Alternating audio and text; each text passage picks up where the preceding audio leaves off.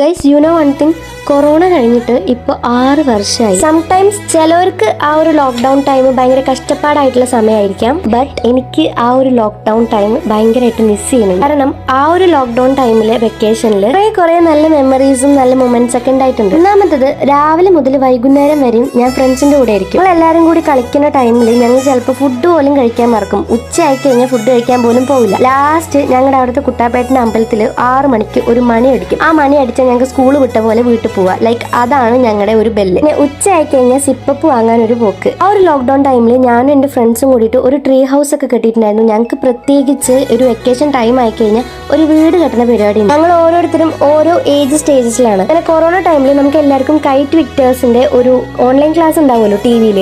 അങ്ങനെ അവനവൻ്റെ സമയമാകുമ്പോൾ നമ്മൾ എന്ത് ചെയ്യും, പോയിട്ട് ഓൺലൈൻ ക്ലാസ് കണ്ടിട്ട് വരും. ചില സമയങ്ങളിൽ ക്ലാസ് കേൾക്കാനൊന്നും പോകാറില്ല. എനിക്ക് അതൊക്കെ ആലോചിക്കുമ്പോഴല്ലോ ഭയങ്കരമായിട്ട് മിസ് ചെയ്യുന്നുണ്ട്. ഓൺലൈൻ ക്ലാസ് ഒന്നുമല്ല കേട്ടോ, ആ ഒരു ഫ്രണ്ട്ഷിപ്പ് ബോണ്ട്. ഗൈസ്, നിങ്ങൾക്കും ഇതേപോലത്തെ ചൈൽഡ്ഹുഡ് ഫ്രണ്ട്സ് ഉണ്ടെന്നുണ്ടെങ്കിൽ അവർക്ക് ഷെയർ ചെയ്ത് കൊടുക്കുക.